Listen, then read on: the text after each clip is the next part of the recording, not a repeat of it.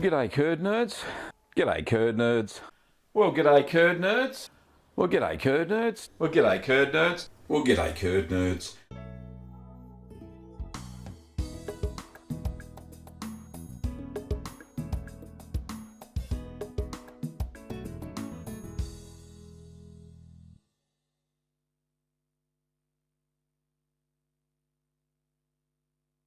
Sound, that'll work. Sorry about that, forgot to hit the button. Good morning everybody, and the lovely Kim's in the house as well.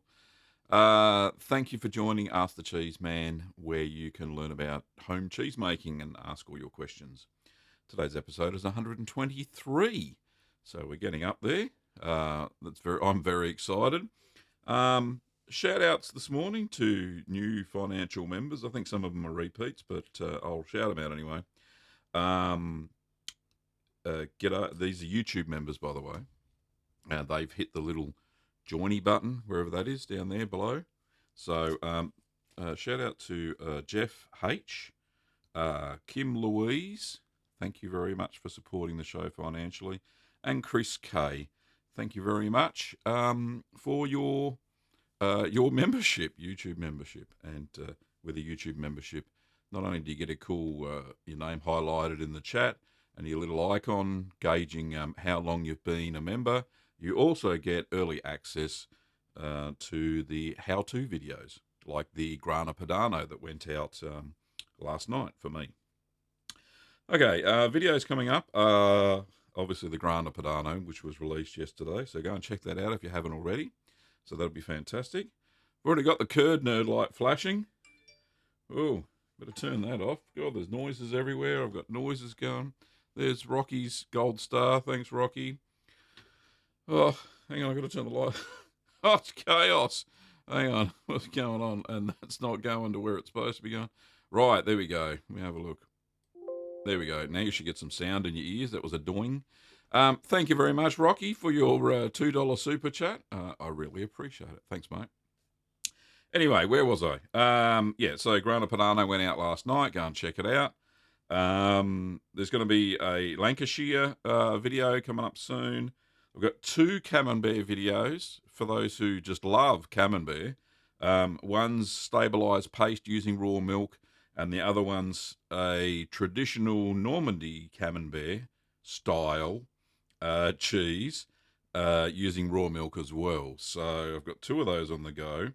I've also got to rack my mead this weekend. I forgot to do it last week, and time just got away with me. And one last little bit of housekeeping.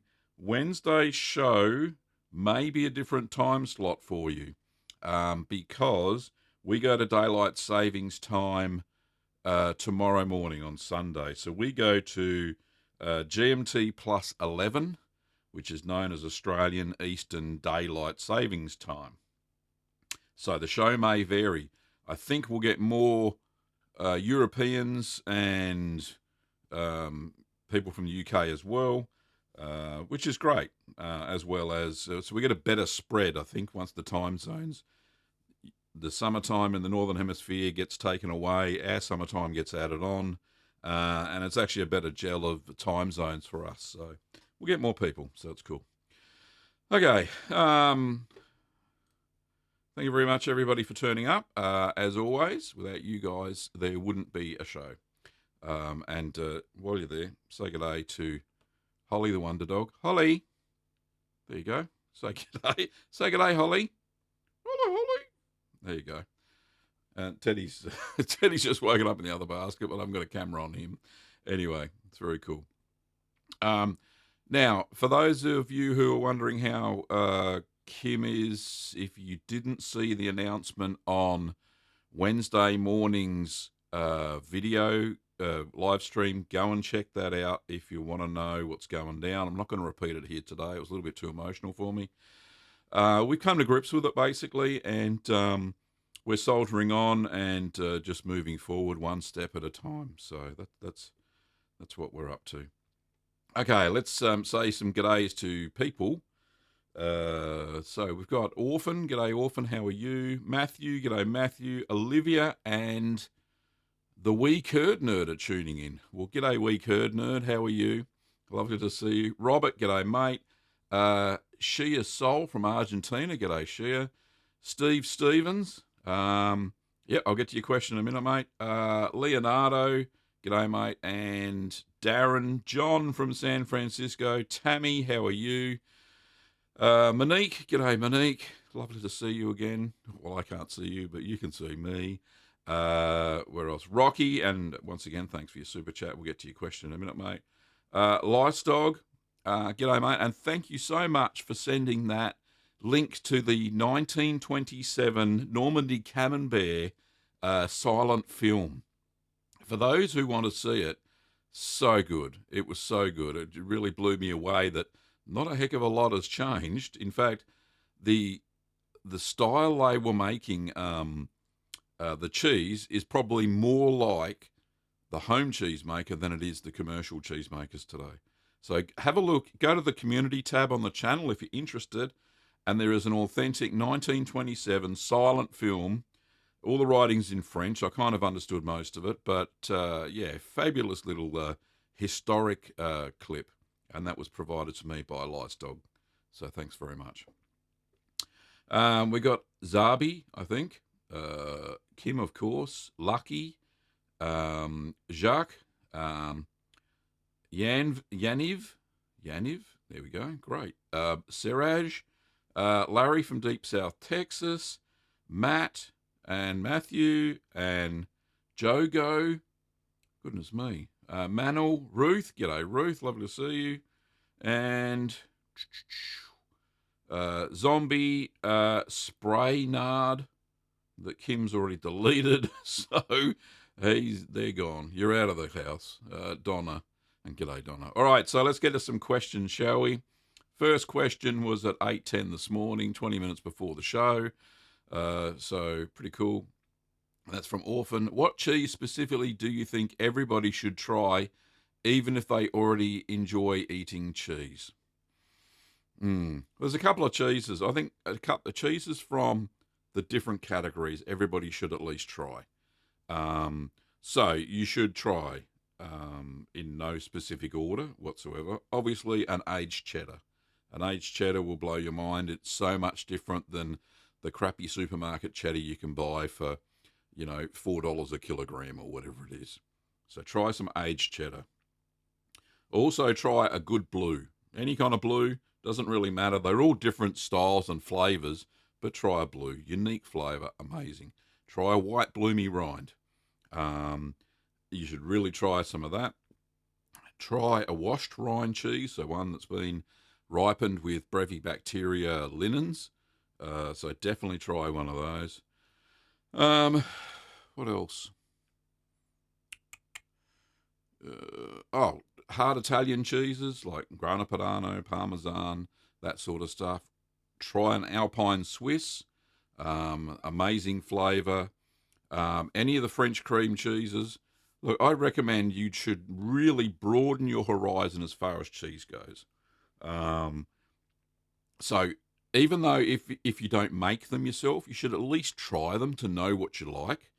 And if you don't like it, that's fine. The chooks can have it, or the chickens, what have you. Or you can give them to your dogs or your neighbours or whatever. But I reckon everybody should try a little bit of each style of cheese. And that way it not only broadens your horizon, when you come to make cheeses, at least you know what you like. It's no use making a cheese that you're not going to eat. It's a bit of a waste. Anyway. And Orphan goes on to say, by the way, I love your videos and enjoy the way you take us through the process. Keep up the good work. Thank you, Orphan. Stephen says, Gavin, does putting lemon juice in milk make cheese? Yes, it does. It makes an acid set cheese. So an acid set cheese like, ricotta, paneer, that sort of thing. There are many styles of those sorts of cheeses. So, yeah, it's an acid set cheese. So you add it to hot milk and it curdles straight away, and then you drain off the whey, and then you've got your curds left, which is your cheese, which you can salt or you don't have to salt. It's up to you. Okay, Darren said, just the man I've been waiting for. Lucky to catch this stream. Thanks, mate. And John says, thumbs up, people. So I got 17 likes, 42 viewers. Hit the like button, and YouTube will promote it more, which is what we're all after, I think. Tammy says, "Hi Gavin, what would make you choose to wax a cheese over using a bag and taking the air out of it?" Tammy, I would choose waxing over vacuum packing when the cheese is on the softer side. So it's a semi-hard cheese, something like Havarti, something like Edam, maybe even Gouda. So those style cheeses that originate from that part of Europe tend to be on the softer side. So definitely I would wax those instead of vacuum pack them. Vacuum packing would possibly make them flatten a bit because of the difference in air pressure. So yeah, hopefully that helps you determine, Tammy. And obviously any mold ripened cheese, you don't wax or vacuum pack them. I've seen people starting to vacuum pack blue cheeses. The blue Penicillium roqueforti and Penicillium candidum need oxygen to develop the mold. So you cannot exclude the oxygen either by waxing or vacuum packing. So never do those. Unless you see me do it, and that's for an experiment. So whatever. Anyway. Monique, g'day. How are you? Yes, we are ticking along okay. And if you didn't catch Wednesday, then you'll see what's going down. Okay. John says, time for survival cheese school. Yeah, I suppose so. Rocky says, hello, Mr. Gavin. Is it possible to make a blue-style cream cheese? I would love to experiment with different kinds of cheese. Love your channel. Ooh, blue-style cream cheese. Let me think. Look, the problem with cream cheese is that, Rocky, it tends to go moldy anyway because it really, well, you can add salt to it. It's a fresh cheese. Within 7 days, you'll start to get black mold if you haven't introduced something else. So here's my thoughts on the matter. I haven't done it myself, but what you could do is when you're making the cream cheese, you could add with the starter culture, there's a little bit of starter culture added and a little bit of rennet, add some Penicillium roqueforti to the mix, and when you keep it in the fridge, you'd have to leave it there for about 7 days. I would expect that it would grow blue mold on it. It'll be on it, not in it. So you won't get any vein development whatsoever. You would get blue mold growing all over the top. You can stir that in. You'll still get some blue flavour. It'll be okay. Probably taste okay as well. But it's a difficult thing to do because the blue mold needs time and oxygen to grow and create that flavour, and then converts proteins via proteolysis into that blue moldy flavour that we get. Okay, moving right along. Tammy says, what is your antimicrobial spray that you use for your hands? Yes, you've probably seen me spraying some stuff on my hands with a little white spray bottle with a green squirty thing. All that is white vinegar. Simple as that. So white vinegar straight out of the bottle, not diluted or anything like that. And I spray it on my hands to kill off any molds or yeasts before I handle either the curds or before I'm turning cheeses. So I'll wash my hands with hot soap and water, then I'll spray them with vinegar, give them a rub so it all evaporates, and then away I go, and they can handle the cheese. And less chance of there being any mold or transferring black mold that is all over our bodies, but you just can't see it, and turning the cheese and not transferring it to the cheese. So that's what I do. Okay. Next question is from Lucky. How do I get rid of pink mold on a cheddar, and why do I get it?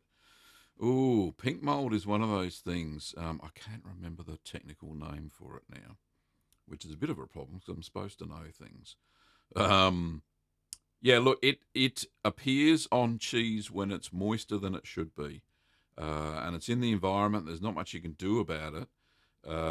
So if the cheese is too moist, then yeah, it will get pink mold on. The only way you can get rid of it is wash it off with a simple brine solution with a little bit of vinegar in it. So you get half a cup of water, 2 teaspoons of salt and a teaspoon of vinegar. That'll acidify the brine solution. And then wash that all over, and hopefully it will get rid of it. And then make sure that if you're about to wax it or you've cloth banded, if you cloth banded it, doesn't matter what kind of molds are on it, it will just do it. It's no big deal. And we've got a curd nerd alert there for Ruth, I think. Thank you, Ruth, for your kind donation to the Gavin and Kim Fund. Now, Ruth has a question. Can I keep my whey all week for sourdough bread next week? The bread made with whey is so good. Ruth, I was actually just talking yesterday to Chris B, who I haven't seen this morning, and he makes a lot of sourdough himself. And he did try some with whey, but he said it doesn't rise as well, but it does taste fantastic. Now, I said to him that whey, after about 3 days, really acidifies, and he said, oh, well, that may be the problem with using it with sourdough if it's like a week old. It'll tend to be too acidic. So I would use the whey within 3 days to make sourdough. It won't be acidic. Remember, it's got a lot of, the whey has a lot of lactic bacteria left in it. It's got a lot of sugar or milk sugar, or lactose, still in it. And the lactic bacteria will keep eating it, even at the colder temperature that you keep it in the fridge. So it'll acidify more and more over time, and not being so good for sourdough. So get it quick, use it the same day, or up to 3 days in the fridge, and you should be right, Ruth. Hopefully that answers your question, mate, and thank you very much for your support. Okay, back to the I think it was the pink mold question. So yeah, I think your cheese is too moist. Get it into wax as quick as you can. If it's on the outside of your cloth banded cheddar, it's nothing to worry about. Nothing to worry about at all. You get pink mold, black mold, grey mold, blue mold, green mold, everything all over that. The banding, so nothing to worry about. Jacques says, good morning, mate. Not here to ask a question today, just here to say hi and give you a video view. Have a beautiful day. Thank you, Jacques. Appreciate it, mate. Really do. Yaniv says, oh, Gavin put out a video on Italian-style cheese last night. I might mine the salt. Mine the salt. Don't understand, but sounds cool. Siraj, give me lots of hearts. Thanks, Siraj. Matthew says, he's got a question. My Leodama is ready to try next week. If I want to mature it further after cutting it in half, should I vac pack it and put it in the cheese fridge or re-wax and leave it at room temperature? Matthew, answer to your question is, yeah, when you cut it in half, I would vacuum pack it. It's probably safe. You vac pack or re-wax. It's no big deal. But don't leave it at room temperature because you've cut it and the eyes just won't develop any further. Always put it back into the cheese fridge at the maturation temperature, and then it'll age longer and you'll get a deeper, richer flavour in your cheese. Matt says, hey Gav, I would love to see you try and make taco seasoning cheese. Okay, maybe with a taco seasoning type rub on the outside or infused into the cheese. Opinion. Well, that'll work. Taco seasoning is basically cumin, coriander, salt, some chili. What else has it got in it? Oh, it's probably some stabilizer, some thickener. Some may even have MSG, which I avoid like the plague because it gives me headaches, which is one of the triggers for those headaches I used to get. I'd have to find one without MSG, and yeah, I'd rub it on the outside. I wouldn't do anything else to it. So it's fairly salty stuff. But yeah, I think it'll work. It'll be pretty good. So I'd try the triple pepper jack recipe. Maybe not use the buttermilk like I did in that cheese, but use a standard mesophile. and then rub that on the outside, the taco seasoning. It'd be interesting.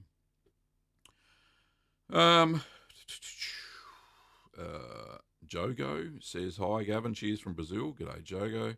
Manel says, Mr. Gavin, I hope you're well. I'm doing fine, thanks, mate. Where are we? Darren says, if I can find him, where's his question gone?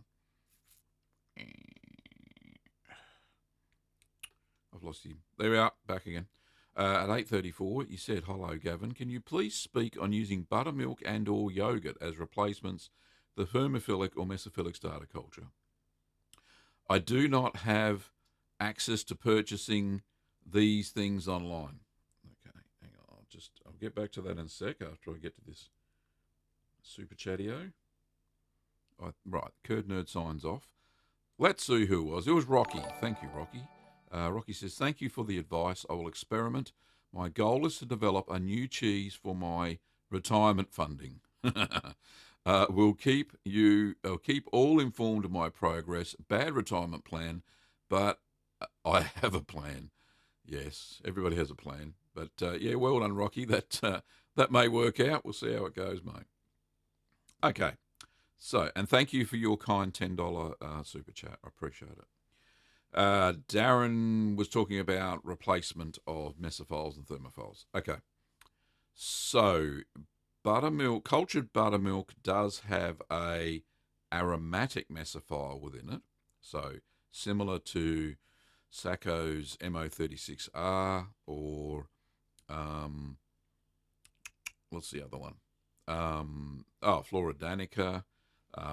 Mad Millie do an aromatic mesophile, same thing. All four cultures are the same, but you don't know what different strengths each culture is. So buttermilk, an aromatic mesophile, not a true two-culture mesophile.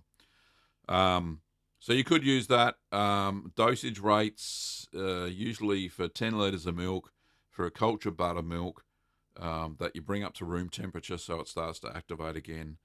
Then I think I added, top of my head, you'd have to go and check out the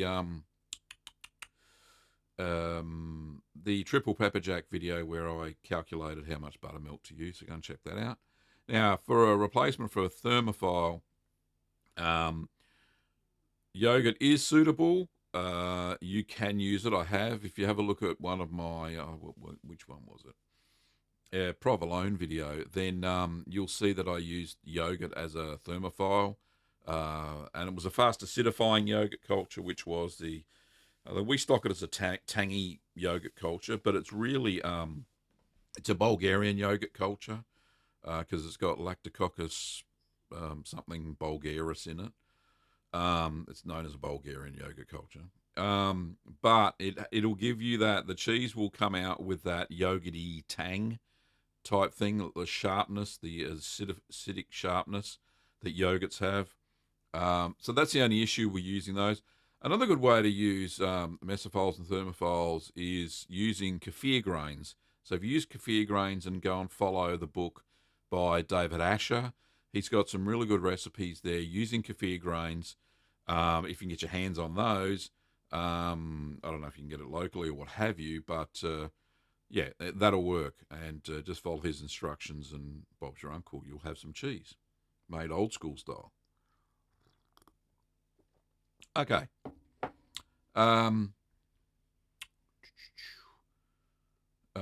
Yes, we are planting our summer veggies today, Kim said. So you will be doing that this morning and this afternoon. Saeed is from Lebanon. G'day, Saeed. Laura of Ohm says, Gavin, have you used Lactobacillus helveticus or other adjuncts to basic cultures? If so, what are your thoughts on using them? Yeah, I don't. Normally, I don't use them at all because they really have to be added. And what I'm trying to promote, and I think it's for the right reasons, is simple cheese making. And you'll notice that my videos don't contain too many things about, say, pH or using specific types of starter culture.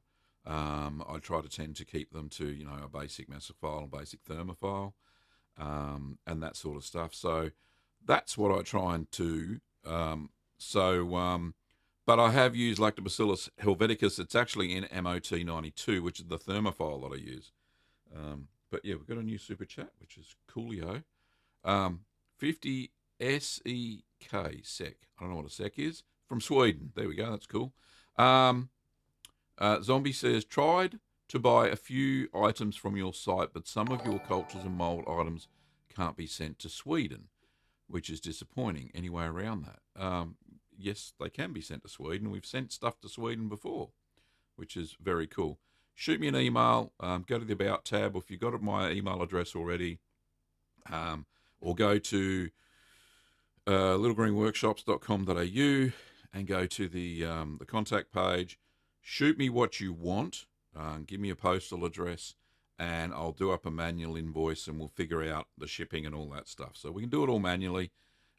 If you're having issues with the website, it's usually because international packages cannot be any larger than 140 centimeters in total girth around the package. So if you've ordered lots of stuff, it'll come up and say no shipping method available. It's just the way the website works. I can't make it any different. Australia Post won't ship bigger items. So if you've got lots of stuff, split them into 2 orders, and we can give you a shipping refund if that's the case. But anyway, that's a little bit specific, but that's how we get around it. So break it into a couple of smaller orders. If you put some big items into the order, like some couple of cheese baskets, some malt ripening boxes, that sort of stuff, that'll usually tip it over the top.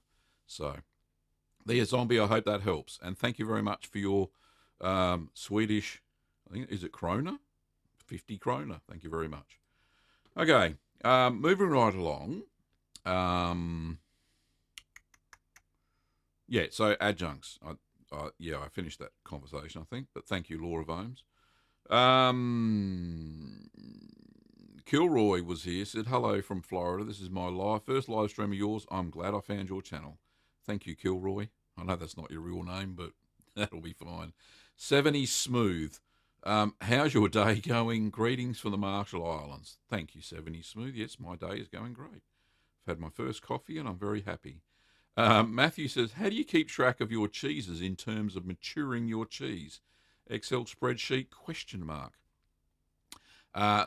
It's as simple as I put the maturation date or the proposed taste test date into my calendar that I share with Kim. So we have, for our business, we have a calendar sharing thing via Outlook. And yeah, that's what I do. So I put the maturation date in the calendar. This cheese is going to mature on this day. Do a taste test soon thereafter. Weekly on Sundays, I'll go into the cheese fridge and I'll turn all the cheese and make sure that, the weekly turns happen. Always a bit of an inspection. Check the vac pack bag or the wax or what have you. If I got mold ripened cheeses in there, like I have now, like 2 sets of camembert, then I'm turning every couple of days or daily, depends on the stage they're in. Calendar entries, and it's nice and simple. It gives me a reminder. On my phone as well. So, yeah, that's how I roll. Frederick says, love your channel. Thanks for sharing your knowledge. Thank you, Frederick. Justin says, do you have a good cheese you recommend for Welsh rarebit? Deer season is upon us, and I want to make some rarebit with some venison sausage, summer sausage. Rarebit, right. Welsh rarebit is cheese on toast. It sounds like you're talking about rabbit, no? With some I don't know, maybe. Anyway, Welsh rarebit is normally made with Caerphilly. It's the cheese of choice usually, and you can you can use any strong cheddar as well. But yeah, it's more than just cheese on toast. There's stuff added to it. You can add beer to it, all sorts of stuff. I do a wicked. It's called tomato rarebit, which is very nice. Have I made the recipe? Put the recipe anywhere? No, I can't think of it. I got this out of an old school cookbook that Kim had. But delicious. It's grilled cheese under the griller. Oh, it's lovely on toast. But yeah, yes, definitely Caerphilly. You've got to try it. good. Steve says, thanks for the info. Patrick says, you're a legend. The one and only Cheese King. Thank you, mate. Appreciate it. Unknown Truth. Hey there, Mr. Cheeseman. I have a question. What's your favourite cheese and how do they make it? My favourite cheese is all the cheeses, and all you have to do is watch all the videos to see how they make them. Oh, I make them, and then other people make them, which is cool. Steve says, I wonder why people downgrade Limburger when it has a really nice creamy flavour. Yeah, I don't know. People who, I suppose, aren't into cheese, tourophiles, like us, really don't understand that, if a cheese has got a nice smell to it, like Limburger or Brick or, what's another good one? Starts with an M, Munster, all very nice stinky cheeses. The washed rind cheeses smell. That's what they do. Smell like stinky socks, but they taste absolutely fantastic. Beautiful creamy paste. And that smell, once you've matured it and let it come to room temperature, the smell kind of goes away. It's not that bad, and it tastes lovely. Okay. Gino says, do you have a video on halloumi cheese making? And as if by magic, Kim has put the video link. So thank you for that, Kim. Hawkey, I think, or Houkie. I'm not sure how to pronounce that. Sorry about that. It's been a long time since I last could join a live stream. I had 2 unsuccessful attempts making pasta filata because the curds acidified too much. What do you do with acid curds below 5, a pH of 5? Yeah, they don't stretch. I know that for a fact. What do you do? Well, what you can do is you can press the curds, whatever's left of them, and mature them that way if they don't stretch too much or you've stretched them too much. Press them, make them into a cheese, and then eat them within about 2 months, and they should be fine. Obviously, you've salted it already. Okay. Shia Soul says, does vacuum delay maturation? No, it doesn't actually. The absence of air in the vacuum packing bag doesn't change the way that the cheese matures. Cheese matures at the molecular level through two processes. One's called proteolysis, which is the breakdown of the proteins, and the other one's called lipolysis, which is the breakdown of the fats within the cheese, within the curds. The absence of oxygen has nothing to do with those 2 processes, and they'll carry on regardless, whether you vacuum pack them or wax them. So, yeah, it's all good. Okay. Leonardo says, can I ripen a blue Gouda and an Emmentaler style cheese in the same ripening box? My small one is full, and I just have these weekend to do them. Leonardo, I have some bad news for you. No, you won't be able to. Because the Penicillium Roque 40 will jump from one cheese to the other, and you'll have a blue Emmentaler as well. That's just science for you. It will do that. Yeah, so not the best. Anyway, where did I get up to? Yaniv says, is you struggling with cottage cheese some sort of meme? Goodness me, I wish it was. I really do. With cheap cottage cheese is at the market, does it imply easier processing? One would think so. Cottage cheese is, as I found out, very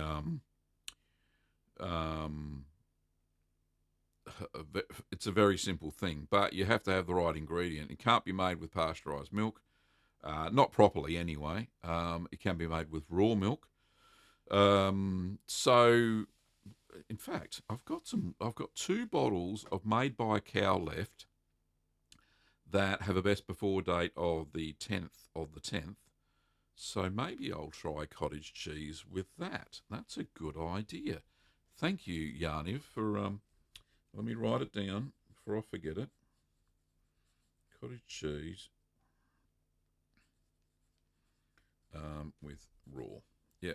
So, right, I'll give that a go. Because, yeah, really, cottage cheese should be made with raw milk. It's a lot easier, very simple process. But, yeah, at the moment, it's a bit of a meme. Anyway, there you go. John says, was the silent film of cheese making Der Berending van Cass, 1920? No, it wasn't. It was a French one called Normandy Camembert, 1927. But yeah, you go and check that out on the community tab, mate. Blub Blub says, my name is Tessa. Thanks, Tessa. Rudy says, g'day, Gavin. Happy Friday from the Pacific Northwest. Thank you, Rudy. Thanks for watching, mate. Matthew says, would it be okay to mature your Bloomy Goat Blue in the same fridge as my other cheeses, or should they be separated in the other fridge because of the blue mould? Hopefully, Matthew, you've got it in a ripening box in the fridge, in the cheese fridge, and that way with a sealed lid, you shouldn't have any cross-contamination. So that's what you would do. But yeah, you can have them in the other fridge. Like I said, I've got some camemberts in the cheese fridge at the moment. They're in ripening boxes. Keep the humidity up and keep the white moulds from migrating to all the other cheeses in the cheese fridge. However, all the other cheeses in the cheese fridge are all vacuum packed, so they're not going to get infected anyway. So it's no problems at all, really. Anyway, let's have a look. What have we got next? Kim popped the provolone link up there, so that'll help. Yaniv says, mining the salt is internet slang for watching people get upset. Oh, okay. The time you made the Parmesan video, the Italians got very upset, salty. Okay. And I wanted to see if they freak out again. Yeah, look, they may do with the Grana Padano. Who knows? That's why I put that little disclosure at the front of the video saying don't get upset. This is just a cheese making video. But we'll see how it goes. So, yeah, anyway. Yeah, I didn't realise that. You know, being an old bloke, not knowing all the internet slang. Top RPDR video says, Gavin, I'd like to ask a personal question. Well, goodness me, here we go. Hope it's not too personal. Please feel free to ignore if you deem it inappropriate. I just realised you have heterochromia. Is it genetic? Funny you should say that. Heterochromia is two different coloured eyes. And yes, this eye is blue. This eye is green-brown, two colours. So I got three colours in my eyes, basically. People have only started to notice it now that I have most of my videos in 4K resolution. And if you watch it on a big screen, they pop out like you wouldn't believe. Kim says she never notices it. But it's a genetic condition. However, none of my children have heterochromia. None of my parents or my grandparents had heterochromia, so it's just a weird thing. Also, I'm left-handed, so there's another genetic trait that nobody else in my family has. Nobody. I'm the only left-hander as well. I'm special. A special cheese man. Anyway, cool. Wasn't too personal. Top RPDR videos. It's fine. Kim put up triple pepper jack, so thank you very much, honey. Kevin said, and g'day, Kevin. Hopefully your stuff's got there or getting close to getting to you there in Canada. Gouda and Edam are made with aroma B. How come Leerdama is made with thermophilic C? Right. It's because Leerdama is a Alpine-style Dutch cheese, if that makes sense. Not that there's any Alpines near the Netherlands. It's very flat. But it is. It's just made with a thermophile. That's how you create the eyes as well. You need a stabilised paste. It's very hard to develop eyes in cheese with mesophilic, even though I've seen them in Gouda and Edam. But yeah, it's just the way it is. You got to remember that the process for Leerdama is totally different than the process for Gouda and Edam. Both of those need the pressed cheese to be soaked in warm whey during their process. However, Leerdama is totally different. You need to let it sit at a higher temperature, room temperature basically, for the eyes to develop, and it's got propionic shamani in it as well. Two different processes. I hope that answers your question, Kevin. Darren says, thank you so much, Gavin. I'll check out those videos you mentioned. Cheers from Nova Scotia. Cheers, Darren. Trent says, I'm from the USA but want to make an Australian-style cheese. What type of your cheese would you consider a native Australian cheese? Hope that makes sense. It does make sense. And I haven't seen any Australian native cheeses, or none that they say that are, uniquely Australian. They're all based on styles of cheese. However, having said that, there are lots of Australian variations. What could I say that is uniquely Australian? Try making a stirred curd cheddar, using one of my, you'll see there's like a farmhouse cheddar blue or something like that. Don't put the blue in it. And get yourself online some Tasmanian pepper berries. Unique to Tasmania here in Australia, one of the states. It's the little island down the bottom. Looks like a triangle. Don't flame me, Tasmanians. Tasmanian pepperberry in cheese has a unique flavour, tastes very nice. Also, you can get a thing called bush tomatoes, which is a native berry as well. Tastes very similar to sun-dried tomatoes. If you can get yourself some bush tomatoes that have been dried, then pop that into your cheese as well. Mill that into the curd just before pressing. And same as the Tasmanian pepperberries. And you'll make two uniquely Australian flavoured cheeses. There you go. Hope that helps. Alrighty. So, Ruth says, can't wait for the whey vid. I found a recipe for caramel made with whey. Interested in your other ideas. Yeah, it's coming along slowly but surely, Ruth, as I get more whey. And I just do a little clip of what I've done. It'll be kind of like a talking head video with B-roll as the stuff. But yeah, I think it'll be okay. David says, can I use yogurt instead of calcium chloride? No, sorry, you can't. Calcium chloride is a mineral salt, and basically when we add it to pasteurized milk, it helps the curd set a lot better because a lot of the calcium in the milk has been destroyed. So adding back calcium into the milk so that it can form the what's known as the mesh structure that happens when rennet is added to milk. The casein cells knit together, bind together to form that rigid curd. Yogurt is just, contains thermophilic culture. Totally different than what calcium chloride is.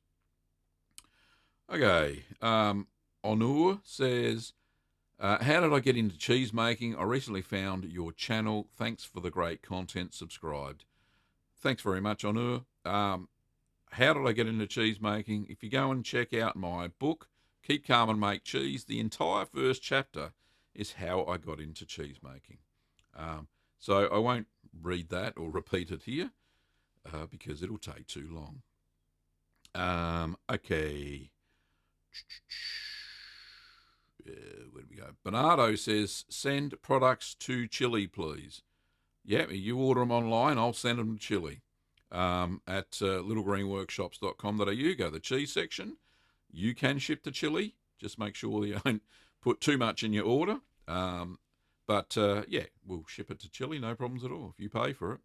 Ruth says, I have to sign off now with the time change. I won't be here live on Wednesdays, I think. We'll try when I can watch the replays. Bye for now. See you all next time. Thank you, Ruth. Appreciate it, mate. And thank you so much for the aprons. I've got to show you this. Ruth sent me and Kim, I hope she doesn't mind me sharing, some lovely aprons, and she's got these things on it. It says Gavin and Kim. I don't know if you can see that. Gavin and Kim, and it says, what's it say? Culture of Love. Very nice. And a picture of us as mice. And, I've hit the mic. And some other stuff down there. So this one says, sharing what you know and making a calmer world. And a big thank you with international flags all over it from, obviously, the international community. But fantastic. Thank you, Ruth. Really appreciate it. I'm going to wear it on my next cheese-making video, so watch out for that. That'll be cool. Hopefully you're still around, or you saw it on the replay. Okay, very cool. Where I'm up to. Matthew says, and we've got 15 minutes to go. Have you done any smoked cheese, Gavin? No, I've got the gear for it, but I haven't had a sunny day or a free day to actually do it. But we'll get there. Kevin says, have you heard of a cheese from Quebec called Ochre? Yes, Kevin, I have. In fact, if you go and have a look at my St. Paulin video, very, very similar to Ochre. It's a washed rind cheese made with Brevibacterium linens, and you can make it very similar to that. Just follow the recipe. Tasted amazing. Very nice cheese. Ruth says, whenever I can. Oh, Kim said, goodbye, Ruth. Hope we'll see you around soon. She says, whenever I can, Kim, please take care. Indeed. See, look at Kim's already put the link to Ochre up. How good is that? Thank you, Kim. Port Salut or St. Paulin or Ochre. Very good. Thank you, darling. You're so good. Okay. What cheese didn't work with homogenized and pasteurized milk? Oh, what is the cheese that didn't work with homogenized and pasteurized milk? I don't know. I've managed to get most of those ones to work, Manel.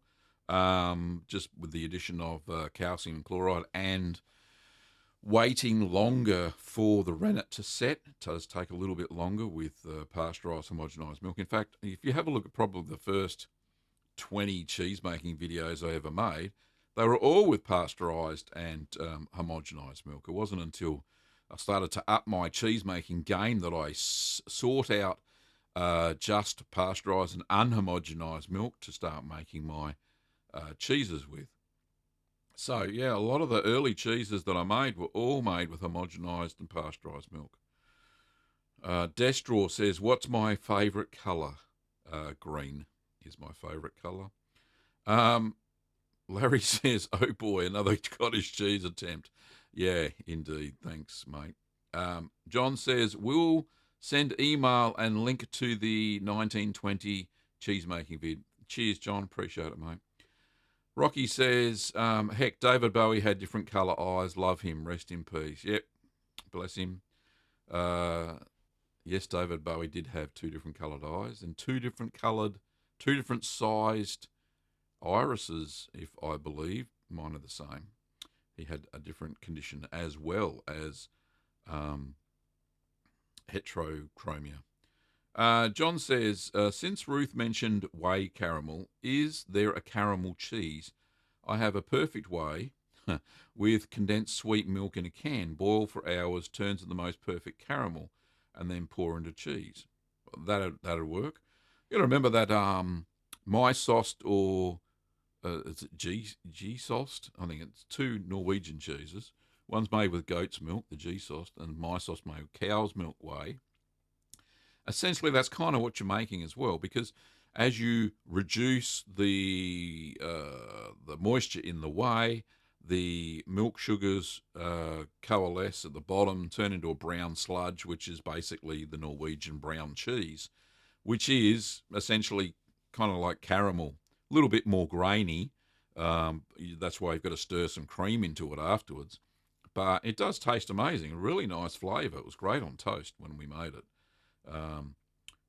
Yeah, my sauce will feature in one of the 10 ways with whey. Manel says, Kevin Promnick, I sent to your channel a comment. Please see it. Oh, okay, not sure. Zombie says, I'm not sure if it's a taboo subject or not. Any thoughts on vegan cheese making? Cashew-based instead of dairy. If so, would you try making a vegan cheese making video? Zombie, I've already done that, actually. It's not a taboo subject at all. Some people do like non-cheese based cheeses. I don't mind them. I tried making, it was a vegan cream cheese, and I tried making, which there is a video for, and it worked out successfully and tasted very nice. It was great on toast. So go look for a vegan cream cheese. Just search on the channel. That'll be cool. And the other one I tried to make was a halloumi, and it didn't set. There was some ingredients didn't work as well as I would like them to, and it didn't set. So I don't know if I'll ever give that a go. But there is one vegan cheese, and there's a soy yogurt video as well. You can go and check that out somewhere there. If Kim's found the links, that would be fabulous. Pop them up there for Zombie. Robert Schmidt says, good morning, Gavin. Have you ever made German butter cheese? If that's the same as Butterkäse or Butterkäse, then yes, I have. And if Kim can find the link for Butterkäse and pop that up for Robert, that would be fantastic. Keith C says, hi, Gavin. Can you overpress, time and weight a hard cheese like Parmesan or Grana Padano? Can you overpress? I don't think so. May dry out a little bit too much. Maybe that was part of the reason mine kind of started to go a little bit flaky on the outside, the Grana Padano. But I've pressed Parmesan for ages, and there's no real issue with it. I would say probably no. So, yeah, no, you can't. I don't think you can overpress it. As long as when you do press those cheeses, when you're pressing them, if the whey runs clear, then that's fine. If you press them too hard and the whey starts to go cloudy, you're starting to lose some of the fat out of the cheese, and that's bad for the development of the cheese during maturation. Okay. Robert says thank you, and Kim has for the William Flerving says, hey, Gav, for the record, vegan cheese is not cheese. Yeah, I know that. Yep. Lucky says, do you have any pH readings when making cheese? Only for pasta filata cheese is the only time I check the pH, and when I make a stabilised paste, Camembert style. That's when I do that. John says, yes, my Norse grandparents always had Giost, Gitos, I can't even, and Mitost, thinking out of the box in making more caramelly cheese and the ability to press it into a hard, air-dried cheese. Yeah, no, good point, John. Zombie said, thank you, Kim, appreciate it. That's for the link, I think. Tyler says, when making blue cheese the other day, I had a hard time keeping the milk at 86 degrees Fahrenheit, the recipe called for, on my stovetop. Is there a better way to get an exact temperature? Yes, indeed, and you'll see soon I'm purchasing a sous vide wand, and I'm going to buy a plastic tub, Bunnings today. I'm going down to the hardware store to get me veggies, but I'll also buy something like that. So sous vide heats the water, and I'll put the pot in that, and the good thing is it keeps us a constant temperature. So get a good sous vide. I was talking to Chris B yesterday, and he says he's a sous vide convert. He reckons he can even remotely monitor the temperature of his cheese when it's either ripening or renneting via his phone app. So I thought that was very cool. So I'm just about to go down the path of using a sous vide to keep the temperature constant.